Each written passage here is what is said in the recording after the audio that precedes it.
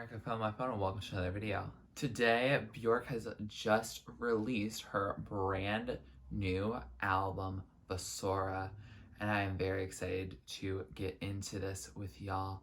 We have reacted to Atopos, Ovule, and Ancestress, so check those out if you want more details about what I think about those songs, because I'll go through them with you today, but I won't talk about them for very long because I do want to get through this lovely album that she has in store for us today. And yeah, I'm just really excited. So thank you for requesting this video. And anyway, let's just get into it. Track number 1 is Atopos, a song we've heard and a song we enjoyed. Let's hear it to kick off the album and get us into the mood and get more of the context behind it. Are these not just excuses? Yes, tell it how it is. These beats just hit. Thank you, Kasimyn, for helping. Do connect. I feel like if I was tipsy, I would fully just dance to this at a club. As if it's like a normal pop club banger.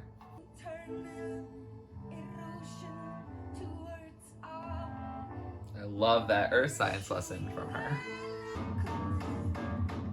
This definitely does give poem, but set to dance. I'm just trying to do the move in the music video. Or this one. Yours got me thinking I can twerk. I cannot. There you go. So that was Atopos, again a song we've heard. Song we enjoy. Definitely still a poem Björk, where she's taking her time enunciating and talking through the song. But I do like the message. Really enjoy how she's talking about how we can connect and what things are excuses to not connect, and that we could be a lot stronger together if we stop making those excuses and actually just connect. I definitely think the song still feels its length. The music video shortening it, I think that should be the final cut, personally. But I'm also not Björk, so she can do what she wants.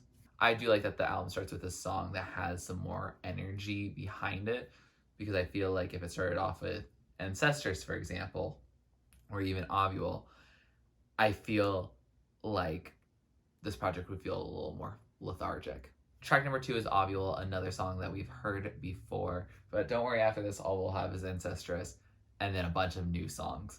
So I'm excited to get into those, but in the meantime, let's hear Ovule again. An oval ovule.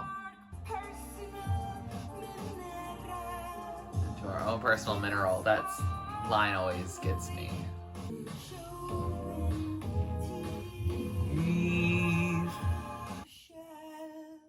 In a shell. So that was Ovule, and a nice follow-up to Atopos. It's actually kind of nice to hear them back to back. I didn't realize that they actually feel cohesive on the same album when they're back to back, but they do feel that way. We've already talked about what the song is about in more detail, about the different pillars or planes of love, but I think it's really interesting as I was recalling why this album's called Fossora, and we'll have a title track later that may explain some things. However, Fossora is this Latin word for a female digger that she kind of made up. Fossora is the male version that does actually exist in classical Latin. But she chose that title because she's digging into her roots and she's digging into her past, which I think makes sense with all 3 of the songs that we already know about. Atopos being about the root of human connection and digging deep into the human experience. Ovule, she mentions being a child, and also just we all have come from a female reproductive system before, so it's relevant in this just generational feelings and understanding where we come from and who we are, like from being born. And then Ancestress obviously being a eulogy to her mom, which is also a root for her. And so I'm excited to see how else she fully digs on this album, because I feel like it's Björk, so she's gonna dig in ways that we might not have seen coming, but also in ways that are very intriguing. Also, I keep thinking that there's a hair in my eye, so if I seem a little frazzled for some reason, That's why. Track number 3 is Mycelia. Ooh, I like this. It's given Abby from Mitski. Ooh. Remix. I still don't even know what's going on. Ooh. Was that like a glissando but with vocals? Ooh, glissando up. Okay. Okay, I think I got the hair out of my eye. Ooh.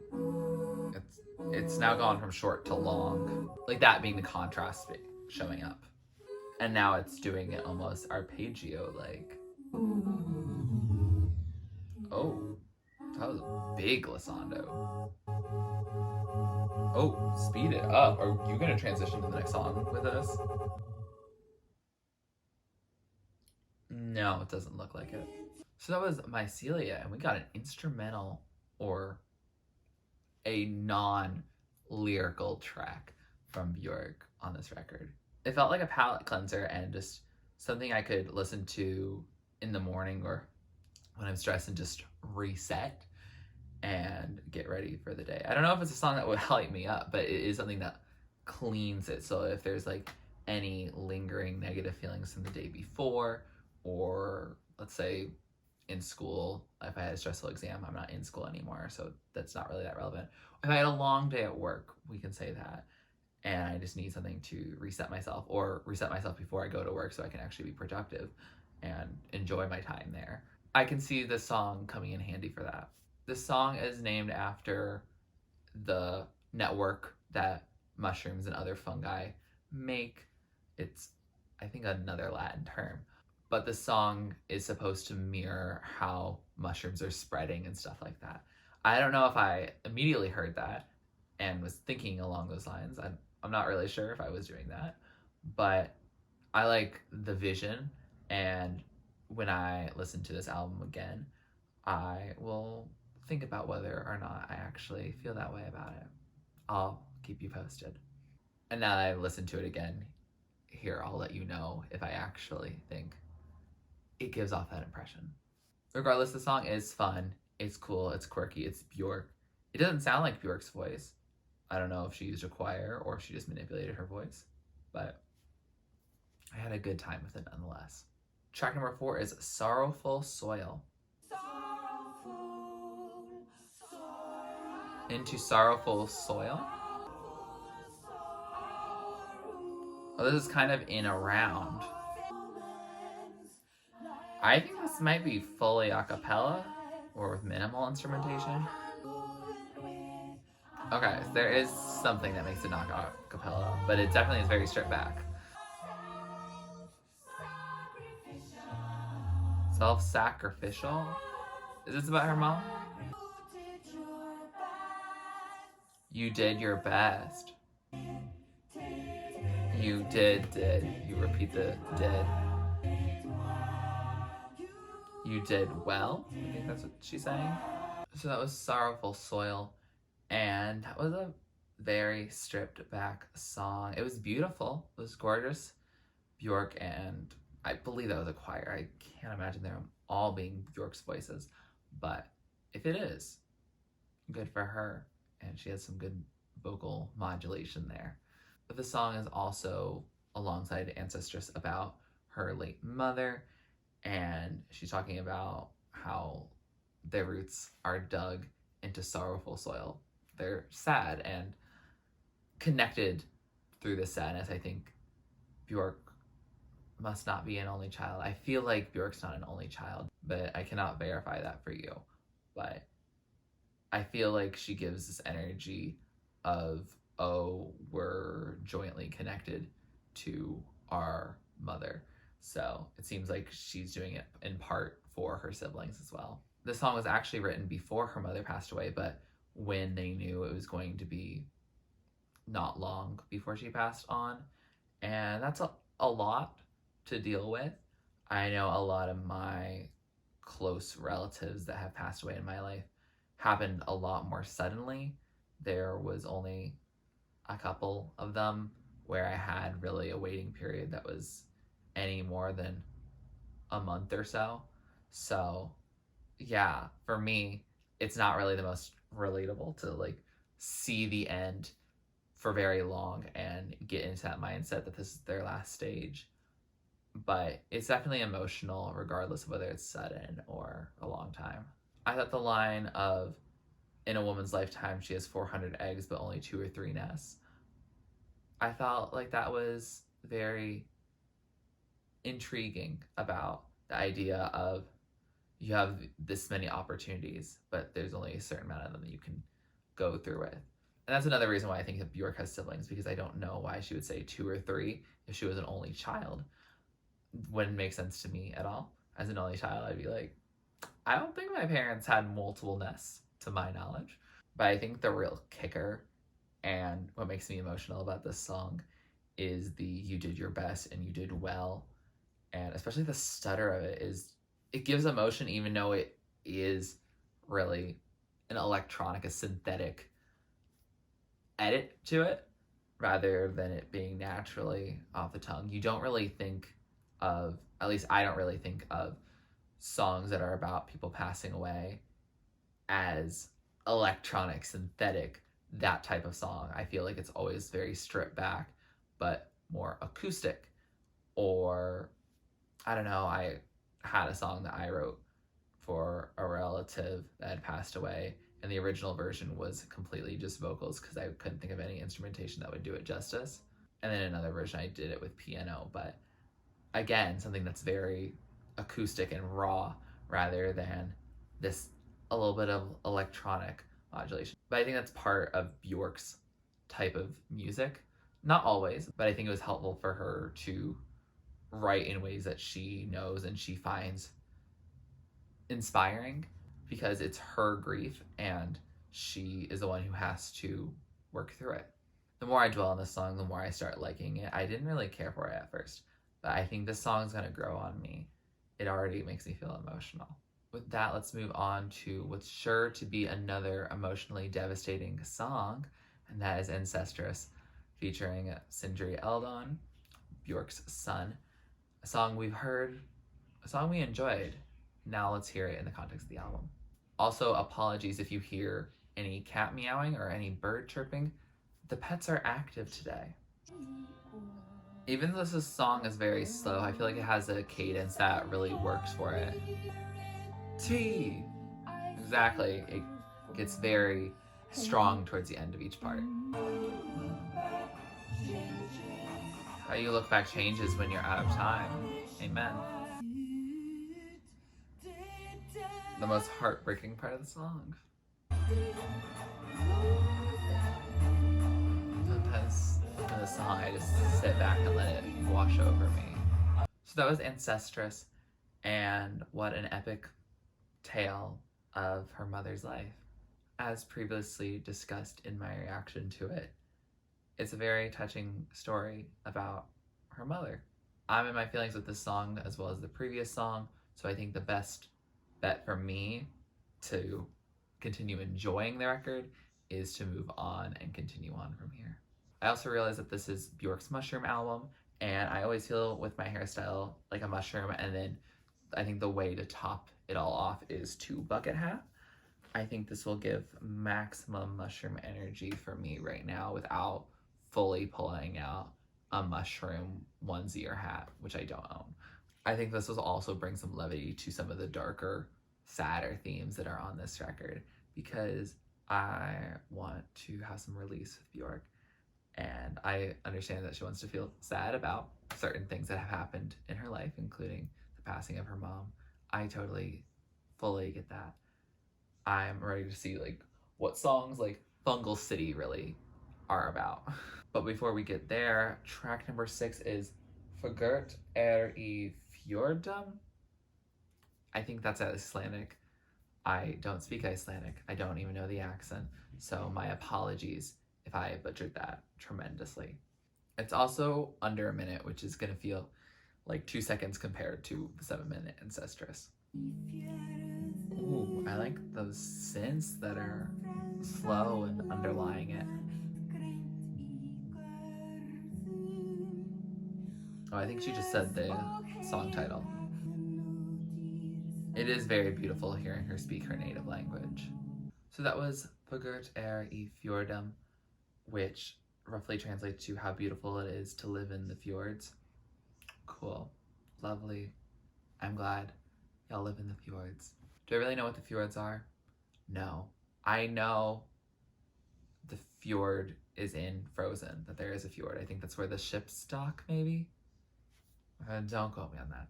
But this was originally a poem that was converted into an Icelandic folk song that then Björk is either just covering or adapting. I'm not quite sure on that. I really don't know because I'm not schooled in the culture. But the song / poem basically celebrates the mild times of living in Iceland, weather-wise, until the harsh winter really destroys everything and makes it very hard to live. So I guess it's really celebrating the calm before the storm. Its placement here makes it feel like, oh, we've experienced the milder stuff and now we're going into the winter that destroys everything. I'm hoping not, because your mild, happy time was when your mother passed away. So I'm hoping maybe it's the reverse, maybe that was the dark time and now we're going to celebrate the milder times. I guess we will find out. Track number 7 is Victimhood. I don't like our odds that things are going to get better. Ooh, are we getting some ship horns again? She really got inspired with this again. This is what it sounds like on the fjord. Oh, she's saying Victimhood, and then she has this really cool, mysterious beat. Victimhood has a saintly glow.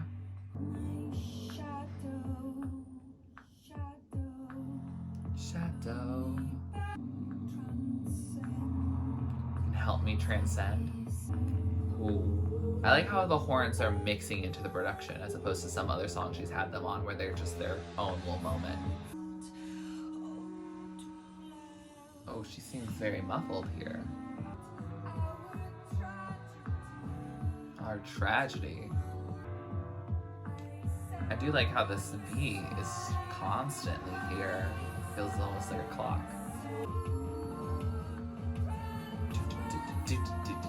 I just realized that 16th's not just 8s. Oh, is that the clarinet coming in? Okay. I feel like Victimhood's the only word I've heard the entire time, essentially. Oh, we have a hit. Are we going to go back into a dance?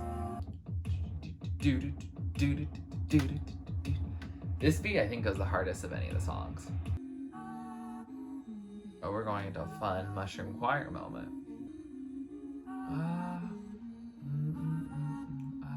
Nope, I don't know the rhythm. I thought I did. So that was Victimhood. And this song, the beat, it hits. I don't know. It's not fast. Actually, it is pretty fast. But it's not intended in my head to make you fully dance, be euphoric, or anything like that. But I think it really does go about this method of keeping you engaged for a 7-minute song, which I think she has now fine-tuned the practice as she has done her 2 longest songs on this album. And have they made me lose my attention at some points? A little bit, but not anything compared to, I think it was Black Lake is what it was called, or Body Memory. I feel like those songs felt unnecessarily long, whereas these ones felt like they were the fully fleshed out song, and that makes sense. The lyrics here show Björk trying to get out of this call to victimhood and to stop playing the victim in certain situations and stop feeling sorry for herself and stop making it feel like when you are the victim that people owe you something. She doesn't want to feel that way. And I think that's fair. I don't know what she was playing the victim on. I don't know what she would be referring to in that case. The only time I can think of her playing some sort of victim was in the songs on Utopia that were about her divorce. I could see that being relevant, but I don't know if that is something that she's referring to, if she's trying to change the narrative on that. That's the only thing I can think of in which she has victimized herself, but I also don't follow Björk in terms of much of her public stuff. Maybe it's just a general sense when we go back to Atopos of, oh, we want to connect, and playing the victim doesn't really necessarily have you connect because it just means that people have to feel sorry for you rather than seeing eye to eye and being equal on these issues and collaboratively working things out. I know I've been in situations and misunderstanding and disagreements where the other person just starts crying, or they try to say about why it's so hard for them without really realizing that it could be hard on me as well. And that was not a great feeling. So I see it from the other side of the idea of playing the victim doesn't really help you in terms of personal growth. It can help you get some sympathy points at some times if you want to fish for some compliments. I understand if something horrible has absolutely happened to you where it's 100% the other person's fault. That's not what we're talking about. I think we're talking about when there's a situation where you feel hurt and the other person could also feel hurt too, and you just see it as only you could have been hurt from the situation, only you suffered through the situation. And I think she's trying to get out of that, and I think that's a very noble attempt, and I appreciate her making a song about that. I think that's a really good topic to make a song about. I don't think it's something that comes out of nowhere. I think it makes sense. I don't know, again, what the context of why she's making it, but I think it is a good topic for a song, and I'm glad she addressed it. Track number 8 is Allow, and it comes with Emilie and Nicolas on it. I do not know in which way Emilie really works on this project. I do not know who they are. Oh, we're getting fluty. This feels almost triumphant. Okay, I'm getting at that victimhood. Why do I kind of want a bad chick anthem set to this accompaniment? Feels like a mix of Utopia with those flutes and then the beats that are from this album. With moisture. Allow, she's repeating it over and over. What are we allowing though? This reminds me of some older Björk song. I don't know it off the top of my head though. Oh, actually I think it's One Day. It gives off that energy for some reason. I look up at the treetops. Okay, nature vibes. Create a cathedral. Oh, so like an Ancestress? Yeah, mix up those modulations with the flutes. Oh, that doesn't sound like Björk's voice. Is that Emilie? I love it how these voices are all muffled at the end. It's very beautiful. So that was Allow, and the reason why it sounds like a Utopia song is that it was made during the Utopia sessions. So yeah, that makes a lot of sense. That's why there's so many flutes, and I guess there are some bird noises in there too. I didn't really pick up on those, mainly probably because we have a bird in our house that chirps a lot too, so I can't always tell what's in the song versus what's in my real life. But this song is really talking about how you're allowing yourself to grow, and you're looking out at nature and you're just allowing yourself to feel and love and just exist. And yeah, no, I like that message, and I think it actually works really well in Fossora, because you would think, oh, sonically this sounds really like Utopia, but I think the beats of it make it feel more like Fossora. And I think I'm starting to feel an overarching narrative to this album, at least chronologically speaking, even though the song was written, I think, probably before any of the others on this album. So I think it's very interesting, and I'll tell you why. It goes back to her mentioning the cathedral in both Ancestress as well as here, and she's building the cathedral out of nature, and I think the cathedral that she's building was as a result of her mother or in honor of her mother. I don't remember the exact thing, but I know it's one of the first lines of the song. To me, it feels like, oh, she is moving on to life without her mother. And so when we go back to that interlude, I was really kind of confused about whether we were getting to the darker times, even though her mother had already passed. And then I realized, oh, it's darker because her mom's not in it. And that makes a lot of sense. And so victimhood would then be about her playing the victim of losing her mom and suffering when she's not the only one who suffered. People pass on all the time. Doesn't mean You can't grieve about it though. Björk, grieving and victimhood is definitely big difference in my head. But then in this case, I feel like allow would be this first sign of potential acceptance, of allowing yourself to feel okay and realizing that you can build your cathedral while you hold your values and your beliefs to in ways that don't exist specifically within an individual. Or rather, because Björk's mom was an environmentalist, she's seeing her mom's work and things that remind her of her mom in other ways that don't necessarily involve the physical body of the person being there and alive. I know it's a little grim, but even though I'm happy to report that my parents are currently alive and well, I'm very happy about that. I'm knocking on wood just to make sure that they're still doing good. But when you're apart from someone, I feel you often find ways to remind yourself of them. Whether it's me cooking a dish that reminds me of something my parents made, or even there are certain things that would be pet peeves for my parents, and when they're not around, I might still do them because it doesn't bother anyone besides them. So just the little things that make you remember, oh, like they're in my life, or they were a part of my life, or they're normally in my life sometimes, but right now we're long distance, whether that is a lover, whether that's a relative, whoever that may be. Yeah, I think that's important, and I think it's really cool to see her grow. I know that this song was recorded prior to her mom's passing, and maybe even before she realized that her mom was entering the last chapter of her life. However, I think this song chronologically within the concept of the album, I think really works in this space of being a sign of acceptance and a realization that you can grow even though someone you really care about is no longer in your life.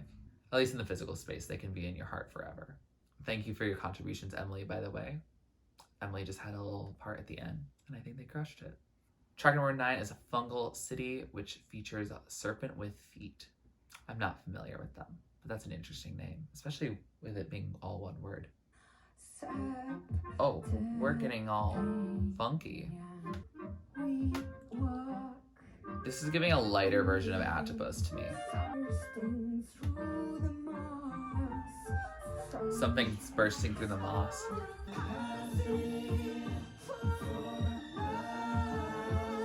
Capacity for love.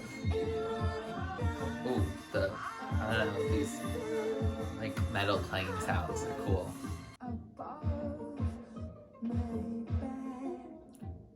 His body does something above her bed. What, Björk? Ooh, she got a little ominous darkness. Oh, those are some strong hits. Oh, there's a lot of them too. It is ridiculous. I don't know what's ridiculous, but I like that she said something was. Oh, I feel like we're trying to transcend right now. Oh, that voice is not Björk.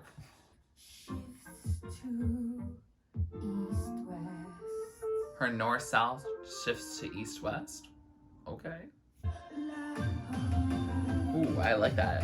Hits right there. They're so strong. Okay, serpent, come in there. So that was Fungal City, and we have a love song from Björk on this album? Okay. I get it. Björk does love. If she can make a love song on an album, she's going to do it. And here she is. At least I think it is a love song. Björk's talking about this man who has this capacity of love that's enormous, and that his vitality for life repolarizes her. That's why she's talking about the north-south shifting to east-west. His magnetic pull is a little too strong.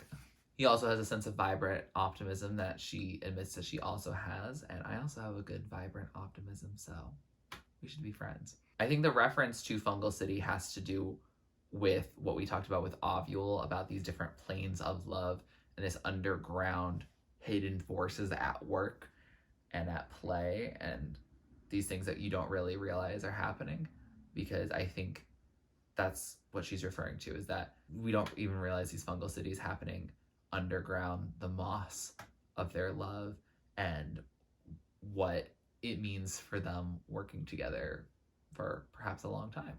Based on the contents of the song, I'm going to say that the moss is working in their favor. So happy for them. Also her saying if she should cotton wool cocoon him, I think is a direct reference to Cocoon. That's my guess, and that's a very lovey-dovey type of song. I barely remember what it sounds like because I don't listen to Vespertine as much as songs from Homogenic. Yeah, I don't. I listen to the songs that really hit really hard, not the stuff that says slow. If I remember right, Cocoon's pretty slow. Either that or I just kind of blocked it out after the Twizzler music video. But yeah, I'm happy for Björk that she's finding someone to have in her life. Good for her. It's what she deserves. And my only qualm about this is the idea of any sort of physical intimacy when you're talking about fungal stuff. As someone who grew up with athlete's foot, I don't know why I'm sharing this, but as someone who has dealt with fungal infections before, they're not fun. And I don't know, I don't like the word fungus and like fungal because I think of like all the gross things that fungi could be on your body. I prefer thinking of them just as all mushrooms because I like mushrooms. I think they're very tasty.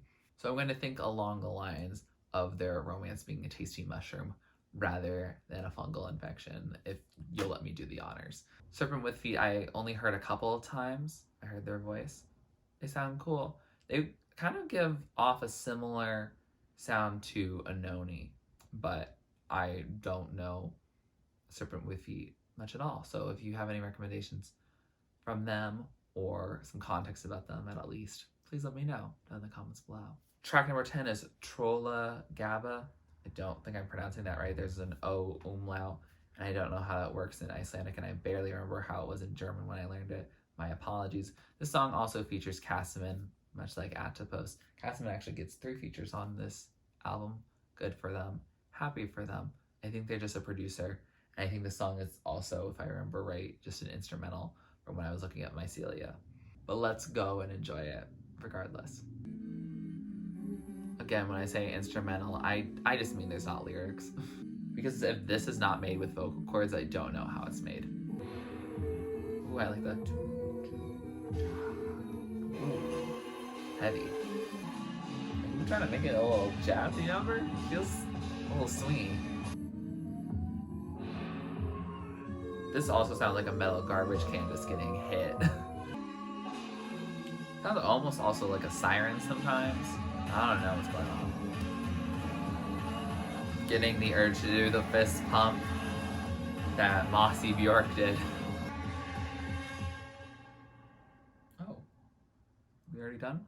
So that was Trölla-Gabba. It was an instrumental. It translates to troll for Trolla. So I'm just gonna call it troll. And then Gabba meaning hoax or trick. So we'll call it troll trick. Does that sound good with y'all? I thought it was an interesting song. It's definitely not as much of a palate cleanser as Mycelia was. This one felt a little more aggressive, a little more heavy-handed, a little more ominous and stressful. It makes me a little stressed for what could potentially be happening next because I don't know. But I don't know, it put me a little bit more anxious. It was an anxiety-inducing instrumental rather than Mycelia that was just really like a relax. Which in terms of Björk's instrumentals, because I think she had at least one instrumental on Utopia, those were relatively calm. I don't think I've ever heard another song from her that is a full instrumental. She might have some on maybe Biophilia or Medulla. I think those are the 2 that I haven't really listened to. I haven't listened to Post in forever, and I need to listen to it now that I'm actually into Björk, but I don't think any song on Post is an instrumental. So yeah, I'm very intrigued about why this is very stressful. I mean, I guess it is a trick of a troll, but then again, why is there a troll giving a trick or a hoax or something like that? I don't really know. Is that troll living in the Fungal City? Did she fall in love with the troll? I don't know. I wouldn't put it past Björk. I feel like she would be into trolls, but maybe that's just me thinking that she'd be into it. I don't know. I literally do not know the context. If you know the context, please let me know. Again, I'm listening to this album on launch day, so any details that come out in the coming days or weeks is not getting put in this video because it's already been filmed before that stuff has come out. Track number 11, Freefall. I let myself free fall? Into your arms. Oh, is this still a romantic song? Into the shape of the love we created? Oh my gosh. Every time we kiss, this kind of rules out that it could be a familial connection. I think this is a lover. Our love into space? Are you guys flying somewhere? Björk, you're interrupting yourself. Become one? Our solar systems coalesce? This reminds me of Atom Dance a little bit.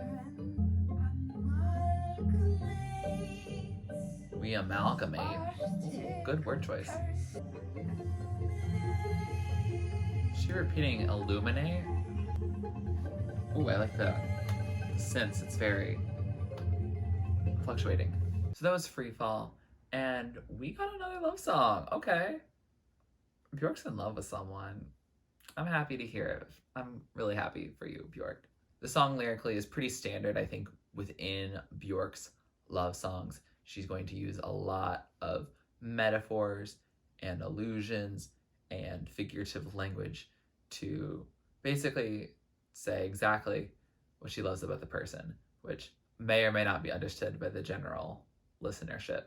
However, what I actually really like about this song is that she's talking about communication and also how when you're in a relationship and when you get really close to each other, you basically align and basically affect each other. You become this nebulous cloud. You connect in ways that basically affect how each of you are, and you guys are completely different. Both of you change because of the other person being in your life. It's not these two people with their specific lives and then, oh, they just happen to be dating. In Björk's eyes, it seems like, oh, you're together, you affect each other, and you connect. And as she said in Atopos, hope is a muscle that allows us to connect. And I think it seems that she's found that connection with someone. And I'm really happy for her. Very happy for her. If this is not Björk, but a character, I'm happy for that character. We love to see love. I also think the production was very interesting on it. I am excited to see how that sounds in headphones. I was unfortunately missing my case for my AirPods this past week, and I was really sad about that because then my AirPods died and I really couldn't listen to stuff. But it just arrived today, so I'm excited to listen to this project and some good music listening devices. I know for some people AirPods are not that great, but I was listening to music this past week on $20 wireless headphones, so anything is better. But yeah, I overall appreciate the song, and I'm excited to listen to the song as well as the rest of the album in headphones later. Track number 12 is Fossora, the album title, also featuring Kasimyn. Kasimyn, who are you? How did you become friends with Björk? I'm sure y'all are great pals after making 3 songs at least together. So I'm excited to see the last of which you cooked up for this album. Oh, this doesn't sound anything like your Kasimyn work. I feel like this feels almost like Fungal City, maybe? Or was it loud? Something that was lighter. Oh, these beats are kind of fun. It mixes it so seamlessly with the orchestra. Oh, I love how she pronounced the album title. Oh, we sped it up. Okay, that's some Kasimyn trademark now. Oh, I like those hits. Oh, okay, where are we going? Oh, that was a sudden stop, but we're still going. This is almost a headbang moment. I mean, not a rock and roll headbang, but a banging of the head nonetheless. I don't know, some of these woodwind instruments mixing with that is so interesting. Oh, The mood has changed. The mood has changed again. Boom, boom, boom, boom, boom, boom, boom, boom, boom, boom. We jackhammering or drilling into the ground. You really are a digger. Boom, boom, ah, boom, boom, boom, ah.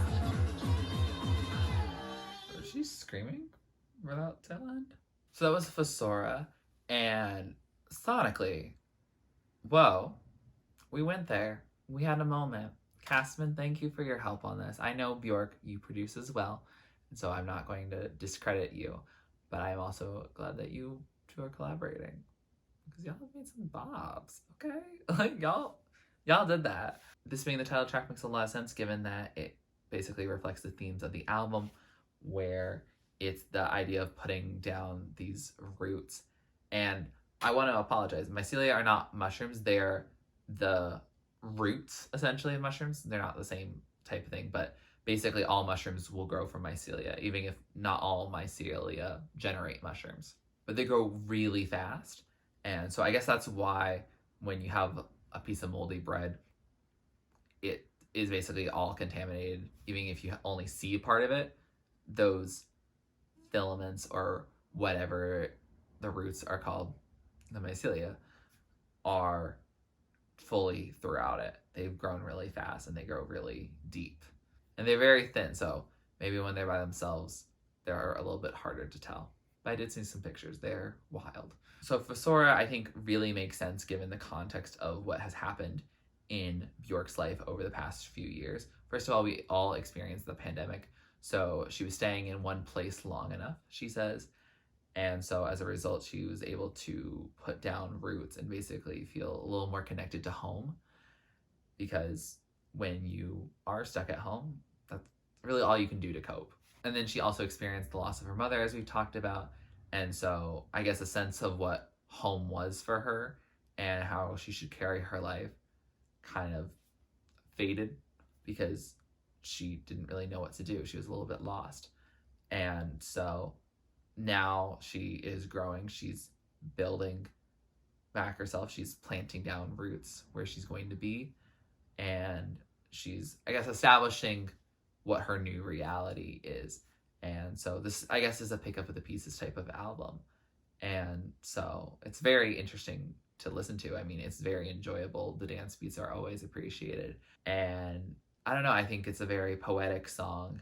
And although I don't always get into poetry, Björk, I think this one really hit and made sense given the context of her past couple projects where she discusses divorce. And she said that these roots going to the ground basically dissolves and rots out the old pain. So we don't have to deal with that anymore. I don't know, that's such a poetic way that is understandable to me, because not every metaphor and figurative language piece from Björk is always understandable, but this one was. And it made sense that over time, there are just things that are more important than some drama that you might have had in the past. And I can certainly agree with that. Like, I had a bunch of high school drama, for sure. And do I think about those people most of the time? No. Really, hardly ever. It's really only if someone brings it up that actually knows the other person. But yeah, there's just a lot of important things that have happened in my life since then, both good and bad, both wonderful and absolutely horrible, that it just really is not something that you can concern yourself with. And so I like the idea of it rotting, not in just the way of like, oh, it's gonna rot, it's gonna smell bad, like it's decomposing, but that it eventually biodegrades and just goes out and gets recycled into new experiences and new hurt, but also new, like, exciting opportunities that are sources of joy. And so I like that. It makes me feel very, I don't know, in my mushroom era too. Track number 13, last track on this album, Her Mother's House, which features Ísadó, Bjarkardo, ttir, Barney. My apologies. I'm pretty sure that is Björk's daughter. My apologies for butchering the heck out of your name. I know I didn't get it right. If I got close, I'd be very surprised. My apologies for that. But I am excited to see what this collaboration and also the last song on this album really entails. Oh, you're gonna give us a woodwinds moment? As expected. The space in your voice? The tone of your voice reveals the space you give others. That little run, it could be Björk, but it could be her daughter. Ooh. That instrument is doing something similar to those runs. The more freedom you give her. Has a room for each child, okay. The interior of her heart. So not necessarily literally having a room. Okay, no, this is definitely some Ísado moment.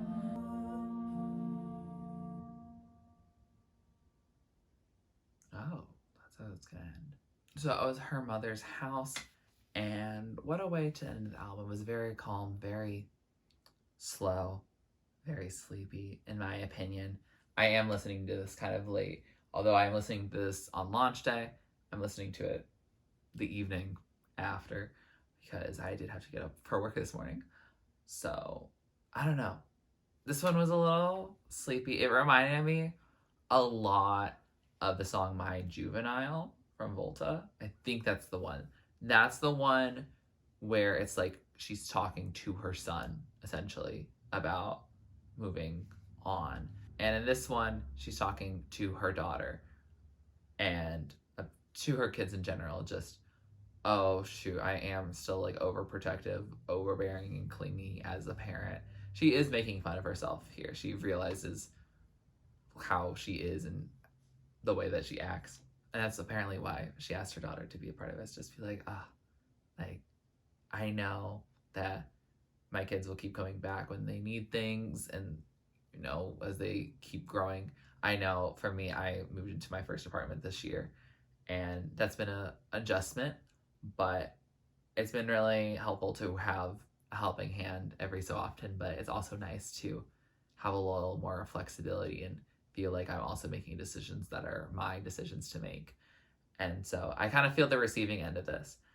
So I like the sentiment of the song, but it is a little slow. It does remind me, actually, a lot of the songs that Björk chooses to end an album with are very slow, very relaxed. I feel like you could make a sleep playlist with all the songs she ends albums with. Yeah, I think so. The Anchor song, All Is Full of Love, Future Forever, My Juvenile. I do not remember the song that... No, Volnakur actually kind of has... Isn't Quicksand that one?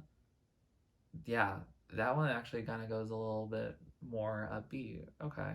But in general, she ends with a very calm song. And I feel like she almost tried to replicate Homogenic with this by having such an aggressive Fossora going into this Her Mother's House. When we had Pluto going into All Is Full of Love. And also Volta, because it was Declare Independence, then going into My Juvenile. Is that right? I think so. So she does like to have a banger as a second to last, and then the end is so peaceful and calm. Yeah, I don't know, it's like the come down after something euphoric. So I don't know how I feel about this one, frankly. I'll have to hear it again. Her daughter's voice is beautiful. I'm glad that she's on a song.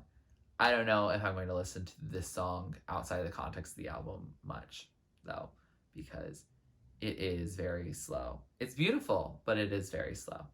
With that said, we have finished this album, and I have to say, thank you for taking us on this journey, Björk. I'm glad I got to experience a Björk album right when it comes out and feel right where you are at this given moment.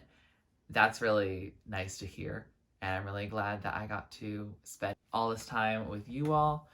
I really like this album in terms of its concept. It feels like a very focused project, and I think that is something that I think in her past couple projects in the recent times that they've been lacking a little bit. I feel like Utopia was, oh, like we're in this happy place, but it's also my Tinder album, but it's also my F you to my ex. It's a lot of things all at once, and the thing that connects it is flute and birds. And I don't know, that as a concept doesn't really appeal to me as much. And then Volnakura did have a strong concept of the divorce, and then the last 3 songs have nothing to do with that at all. So I feel like we weren't getting that big concept happening over the course of the entire album. Fossora here, on the other hand, I feel like it was very grounded. And even though she could talk about different topics like falling in love or connection or the passing of her mother, I feel like it felt very grounded in her reality. And I think that's actually probably why I felt more connected to this album, is that I feel like it was about Björk and she wasn't fluffing it up with just extra fluff. It is a relatively longer project at about 54 minutes, I think it was. So it is a little bit longer than a standard album, but Björk's albums are normally longer. But it doesn't have fat. It doesn't. There's not a song on here that I think is annoying or unhelpful, at least on the first listen. Do I necessarily need the Trölla-Gabba little moment? Not particularly on this current listen, but I don't dislike the song, so I'm not going to say that needs to get rid of. And it also is 2 minutes to get rid of. It's not really that much. The longer songs on this album feel like they've earned them, and that is something that I think is important as we enter this musical landscape where songs are generally just becoming shorter. I think artists that make long songs, great, but you have to earn them. And I think Björk here made those songs really memorable and important. And it's not just because they're about the passing of her mother. Victimhood is not directly about that. And so I think that's really cool that she was able to take these topics and expand them into full, longer songs, but they feel like they've earned that. And I keep saying that over and over, but this album in general feels like Björk really attempted. And I'm not saying she didn't attempt before, but I think sometimes we've had some albums as of late that feel like people are not inspired, or they're just kind of making an album just to make an album. Björk feels like she's making an album here because she has something to say. And what she has to say is very beautiful. And although we get into more poetry Björk and that style that I don't always gravitate towards, I think it's done very well here and doesn't feel gratuitous. Again, it's earned. And that is just really all I have to say on that. I like this album. I don't know if it's going to be my favorite Björk album. I don't think it probably will be, because I do gravitate more towards her older stuff. I just like the vibes that she went with before. But it definitely is probably my favorite album of hers that was in the past decade. It also means with all of these collaborators that she's into some more dance type stuff. And that's been what I've been really into lately. So I'm very happy that she's into that. I'm excited to get more and more into this album with more listens. With that said, here are some of my favorites of the top tier of the songs I love. The standouts, the ones I'm playing over and over. Songs in the middle are songs I like, all of them to my playlist, but they might not be at the top of the top, and songs at the bottom are just not really my thing. Doesn't mean they're a bad song, doesn't mean they can't be your favorite song, just means it's not for me, and that's okay. Björk did not make this album for me, but I am really excited about the direction she's going. If you like this video, please like it, comment down below, let me to react to or do next on my channel. Subscribe to my channel if you're not already and you'd like to be, and thanks for watching. This is TurtleStormer. Catch you later. Get out of the dark and get into my heart. You gotta do your part for a brand new start. Don't it just feel right? Looking in my eyes, so till we see the light. Dance with me tonight. Think it's pretty.